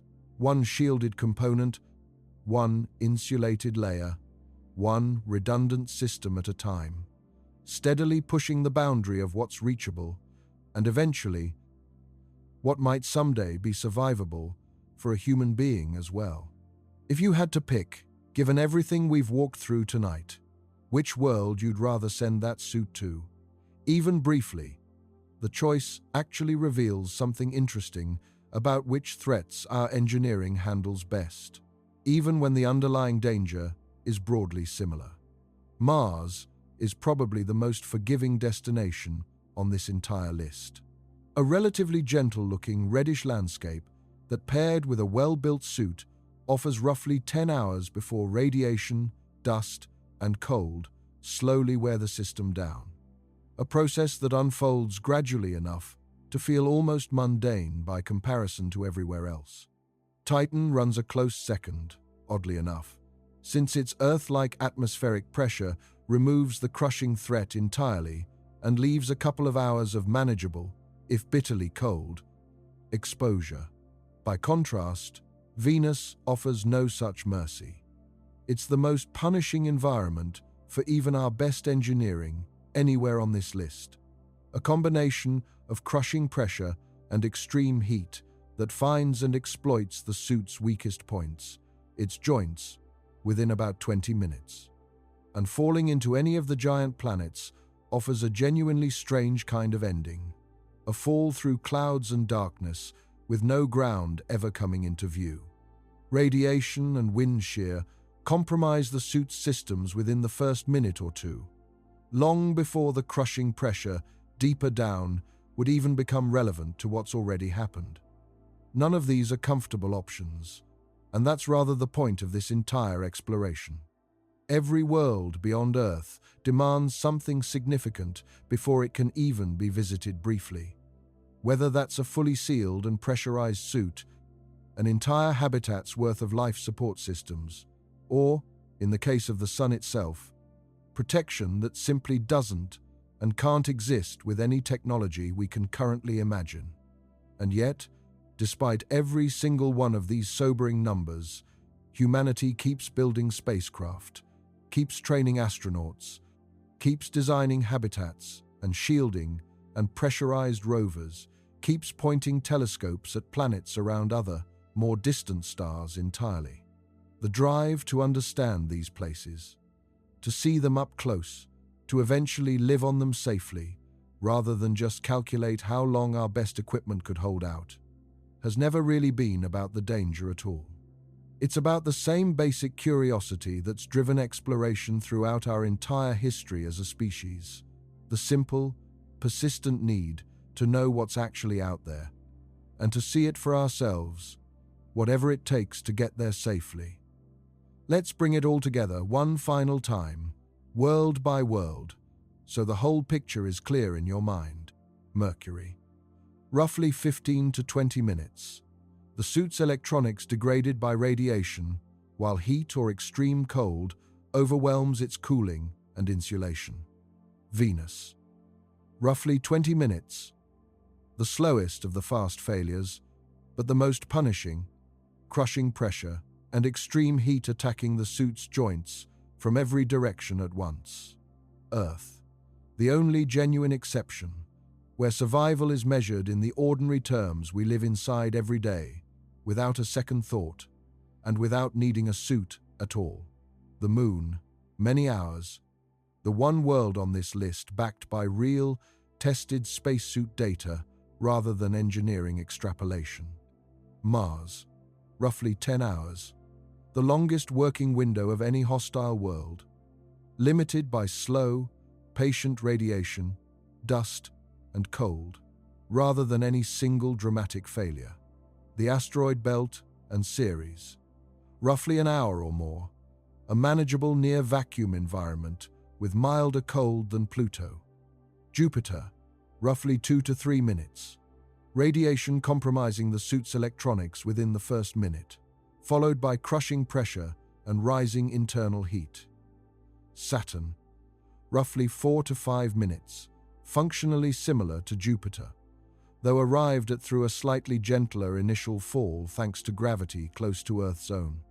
Titan, arguably the gentlest of the hostile worlds, a couple of hours, dominated by extreme cold rather than crushing pressure, thanks to its surprisingly Earth-like atmospheric density. Uranus, roughly 3 to 5 minutes, the coldest atmosphere of any planet in the solar system, overwhelming the suit's thermal systems from the very first moment. Neptune, roughly 2 minutes, the fastest planetary failure on this list, its supersonic winds tearing at the suit's structure before the cold even finishes the job. Pluto, roughly 8 to 10 minutes, a distant, dim world where extreme cold makes the suit's materials brittle until a seal finally cracks. And the Sun, in a category entirely its own, offering no timeline at all, just instantaneous and complete destruction the moment anything crossed close enough to feel its true power directly. 12 destinations, each with its own specific, physically precise way of defeating even our best engineering. Every single one of them separated from true, lasting survivability by nothing more than a few inches of carefully engineered material, a suit, a hull, a dome, standing between a human being and an environment that, left unchecked, offers no mercy whatsoever, anywhere beyond the thin, fragile atmosphere of the one planet we happen to call home. One question that tends to come up whenever this kind of comparison gets made is whether any of these worlds could ever be meaningfully terraformed, reshaped over time into something closer to Earth, rather than simply visited inside pressurized suits and habitats forever. Mars is usually the planet discussed most seriously in this context, since it already has a thin atmosphere, a 24-hour and 37-minute day length, remarkably close to Earth's, and confirmed deposits of water ice, both at its poles and buried beneath its surface. All of that gives it a genuine head start compared to anywhere else on this list. Proposed terraforming concepts generally focus on thickening Mars's atmosphere first, either by releasing greenhouse gases like carbon dioxide, currently trapped in its polar ice caps and regolith, or by importing volatile compounds from icy asteroids and comets. The goal would be gradually warming the planet enough to allow liquid water to exist stably on the surface again, something scientists believe Mars may have had access to billions of years ago before losing its magnetic field, and with it, most of its original atmosphere to space. Even in the most optimistic proposed timelines, meaningfully thickening Mars's atmosphere to breathable levels would likely take centuries. Mars still lacks a global magnetic field too, meaning any newly built atmosphere would remain vulnerable to slow erosion from the solar wind over long timescales. Some researchers have proposed solving that with an artificial magnetic shield positioned between Mars and the Sun, an idea that remains purely theoretical for now, existing only in mission concept papers rather than any actual engineering plan. Venus presents a far harder terraforming challenge. Any realistic approach would first require somehow removing the vast majority of its incredibly thick carbon dioxide atmosphere and dramatically cooling the entire planet by hundreds of degrees. That's a process so far beyond current or even near-future technology that most serious researchers treat Venus terraforming as far more speculative than anything proposed for Mars, more a subject for theoretical papers than practical mission planning. The Moon, meanwhile, is generally not considered a strong terraforming candidate at all. Its gravity, at about 17% of Earth's, is likely too weak to hold onto a thick atmosphere over any meaningful timescale, meaning any atmosphere placed there would gradually leak away into space, regardless of how it was created in the first place. That makes permanently sealed habitats, rather than an open, breathable surface, the far more realistic long-term approach for any sustained lunar presence. For now, every single serious plan for extended human presence beyond Earth, whether on the Moon, Mars, or eventually the icy moons of the outer solar system, relies on exactly the same basic principle we've returned to throughout this entire exploration. Building and maintaining a small, carefully engineered pocket of Earth, like conditions, rather than waiting on the far more distant and uncertain possibility of reshaping an entire planet or moon to support human life on its own. There's one more detail that tends to get lost in a straightforward countdown of numbers: the sheer variety of ways human engineering, even in a suit built for the harshest conditions imaginable, has actually been tested against space itself, not through imagination, but through real, recorded events involving real people. In 1966, during a vacuum chamber test at what was then called the Manned Spacecraft Center in Houston, A test subject's spacesuit lost pressure at a simulated altitude equivalent to nearly 150,000 feet. He remained conscious for about 14 seconds before losing consciousness, an outcome remarkably close to the 15-second window described throughout tonight's exploration. He was successfully revived once pressure was restored roughly 20 seconds later, with no lasting harm, a rare documented case of a person actually experiencing the earliest stages of a suit breach and surviving specifically because help was immediate. That test, along with decades of additional vacuum chamber research, altitude physiology studies, and animal testing conducted throughout the early space age, is where much of the specific timeline described tonight actually comes from. It's translated and extrapolated to the more extreme pressures, temperatures, and radiation levels found on other worlds, using the well-established physics of gas behavior, thermodynamics, and human physiology rather than guesswork. It's a sobering thought that the 15-second countdown mentioned again and again tonight, on Mercury, on the Moon, on Mars, on Pluto, isn't a rough estimate pulled from science fiction. It's a number grounded in actual recorded human experience, tested carefully, deliberately, and safely. That precision exists specifically so that the astronauts who would later depend on spacesuits and pressurized capsules would know precisely how much time they had and precisely how little margin for error space travel actually allows. That same careful, methodical approach to understanding exactly what will happen and exactly when is what continues to guide every mission being planned right now. Toward the Moon within the next few years, toward Mars within the coming decades, and eventually, however many generations it takes, toward the icy moons and distant worlds that have only ever been visited by robotic spacecraft so far.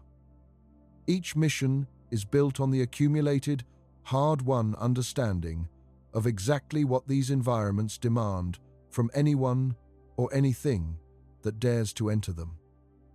Hold all of that together for a moment. The vacuum chamber tests, the Venera landers surviving barely 2 hours against Venus's crushing heat, the rovers built to last 90 days that kept working for 15 years, the astronauts training for decompression scenarios measured in single-digit seconds. A picture starts to form that goes beyond any one planet or any one number. It's a picture of just how much careful, deliberate engineering stands between human curiosity and the raw, indifferent physics of everywhere else in this solar system. That engineering was built one hard lesson at a time, one test, one mission, one close call at a time, across more than half a century of actually trying to go there rather than simply imagining it from a distance. Every single one of those minutes and hours we've walked through tonight represents a boundary that engineers somewhere are still actively working to push back, patiently, deliberately, one mission at a time. There's something almost dizzying about holding all 12 of these numbers in your mind at once. 20 minutes here, 10 hours there, mere minutes on some of the giants, instantaneous at the sun. Set that against the life you're living right now, breathing air you never have to think about, standing under a sky that isn't actively trying to destroy anything you're wearing, on a planet that took over 4 billion years of extraordinarily specific, extraordinarily lucky conditions to become survivable at all. Every world we visited tonight is beautiful in its own way. Jupiter's storm bands stretch wider than Earth itself. Saturn's rings catch sunlight across 100,000 miles of ice. Titan's methane lakes sit perfectly still under an orange haze. Pluto's heart-shaped plain of frozen nitrogen glows faintly under a distant, dim sun. None of that beauty changes the physics. None of it buys even our best engineering more than a few minutes in most cases, and in Venus's case, barely 20, the moment protection starts to fail. And that's really the thing to carry away from this entire exploration. Not fear of these other worlds, but a sharper, clearer appreciation for the one we already have. The only place among everything we've covered tonight where the countdown clock simply doesn't apply, where you can stand outside, breathe normally, feel the sun on your skin without any of it ending you, and never once have to think about pressure differentials or radiation shielding or magnetic field strength. 4.5 billion years of geological and biological history already solved every one of those problems for you, quietly, invisibly, before you were ever born. Thank you for joining me tonight on this journey through every world in our solar system, testing our best engineering against each one to understand exactly what it would take and exactly how little time even the finest suit we can imagine would actually buy. If this exploration gave you a new appreciation for just how fragile and precise the conditions supporting your life actually are, take a moment to like this video and subscribe to the channel. It helps this kind of deep, careful exploration of the cosmos reach more curious minds, and it helps me keep making it. And remember, the next time you step outside and feel an ordinary breeze, or look up at a blue sky that isn't hiding sulfuric acid clouds, or crushing pressure, or record-setting cold, you're standing in the single most hospitable environment we've found anywhere in this solar system. It's an environment so rare, so specifically tuned, that every other world we've explored tonight would defeat even our best engineering within minutes or hours. And near the sun itself, in less time than it took you to read this sentence. Sleep well tonight, knowing that somewhere above you right now, Jupiter's storms are still churning, Saturn's rings are still catching starlight, and Pluto is still drifting quietly through the frozen dark at the very edge of everything we call home. Each one magnificent, each one worth exploring, and each one utterly unforgiving to anyone who forgets, even for a moment, just how much engineering it takes to stand there safely. Good night, and may you never take an ordinary breath for granted again.